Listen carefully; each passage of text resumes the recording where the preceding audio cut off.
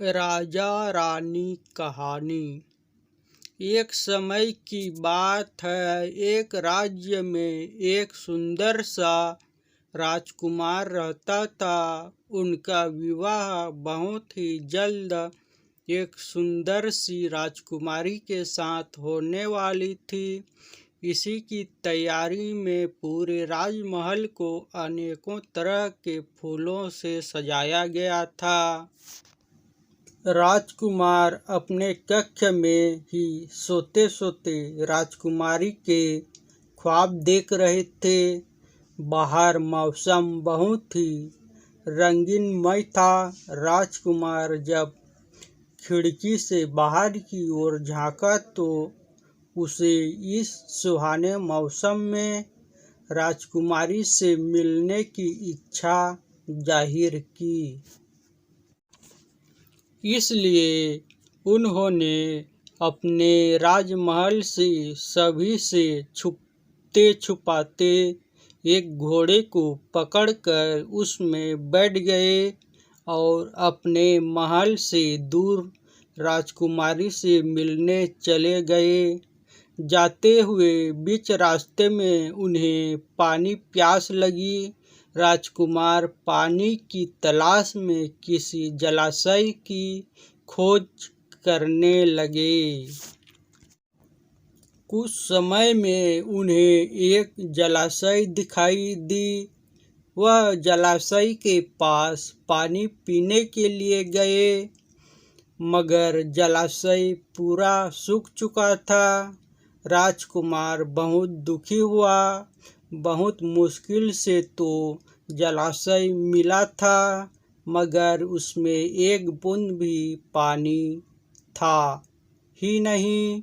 उसके बाद राजकुमार भटकते भटकते किसी झोपड़ी के पास पहुंच गया।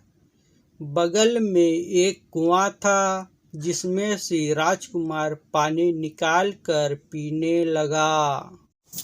उसी समय एक बुढ़िया उस झोपड़ी से बाहर आई और कही, बेटा, यह तुमने क्या किया?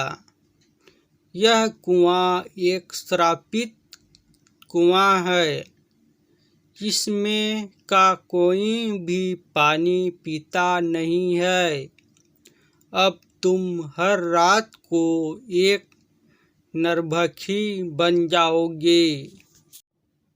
उसके बाद तुम्हें कुछ भी याद नहीं रहेगा। तुम्हारे सामने कोई भी होगा, उसे तुम खाने के लिए उस पर हमला कर दोगे। इस पर राजकुमार ने कहा, हे माता, इसका कोई उपाय है क्या? आप ही इसका कुछ तोड़ बता सकती हैं। बुढ़िया ने कहा, बेटा, इसका सिर्फ एक ही उपाय है। यहाँ से 5 कोस दूर एक पहाड़ है, जिसमें एक संजीवनी बूटी नाम की पौधा है, जिसके रस को पीने से इस श्राप से मुक्ति मिल सकती है। और कहा, बेटा, लेकिन तुम्हें रात के समय किसी अच्छे से जगह में छुपना पड़ेगा, अन्यथा तुम किसी को भी हानि पहुंचा सकते हो।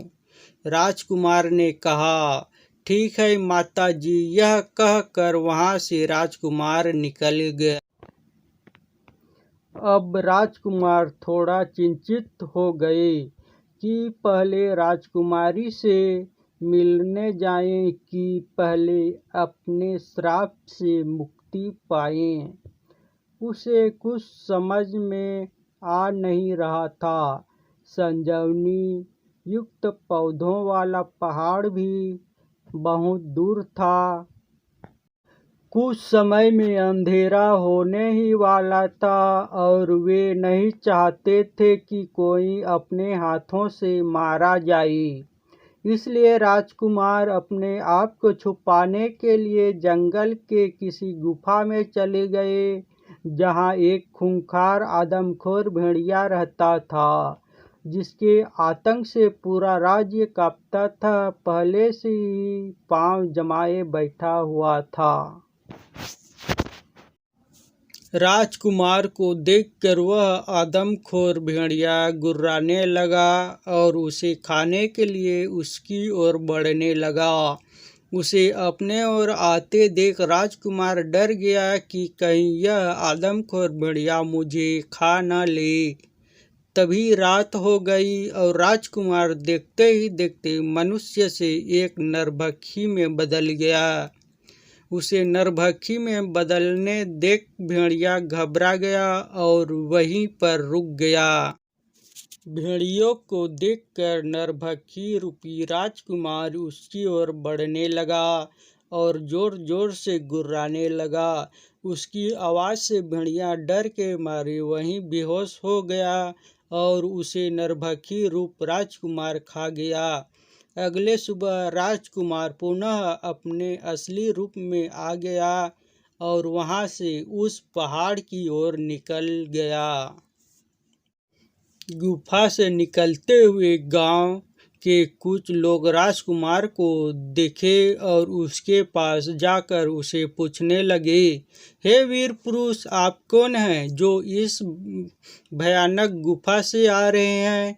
इस गुफा में तो एक खूंखार आदमखोर भेड़िया रहता है, तुम्हें कुछ नहीं किया क्या? राजकुमार बोले, नहीं, मुझे तो कुछ नहीं किया, वह वहीं गुफा में मरा पड़ा है। यह बात सुनकर गांव वाले आश्चर्य में पड़ गए और उसे देखने के लिए उस गुफा में गए और जब पास जाकर देखा कि सच में वह खूंखार आदमखोर भेड़िया वहीं मरा पड़ा है। यह बात पूरे राज्य में फैल गई कि एक आदमखोर जानवर को एक मामूली से लड़के ने मार दिया है, जिसे आज तक किसी ने मार न सका था। उस राज्य का राजा उसे शीघ्र ही अपने राजभवन में बुलाते हैं और उसे धन्यवाद कहकर कहते हैं, हे वीर पुरुष, आज तुमने मेरे राज्य को उस आदमखोर भेड़िए से मुक्ति दिलाई है। तुम्हारा पराक्रम सराहनीय है, अतः तुम जो मांगो वो मुझसे मांग सकते हो।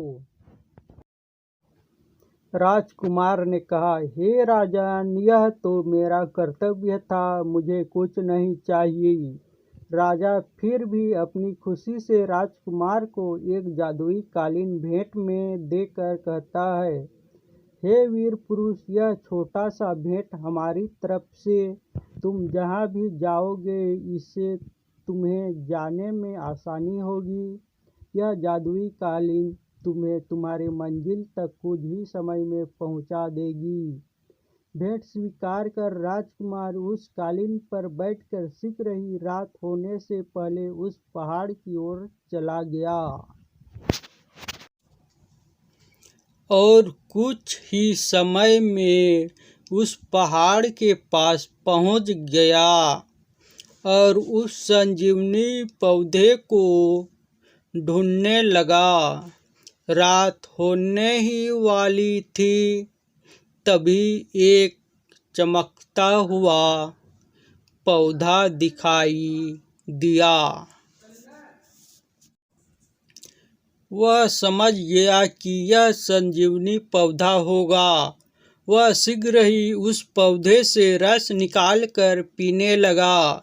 साथ ही साथ अंधेरा भी हो गया, पर वह राजकुमार बिल्कुल ठीक हो चुका था और उसी समय कालीन पर बैठकर राजकुमार अपनी राजकुमारी से मिलने के लिए चला गया।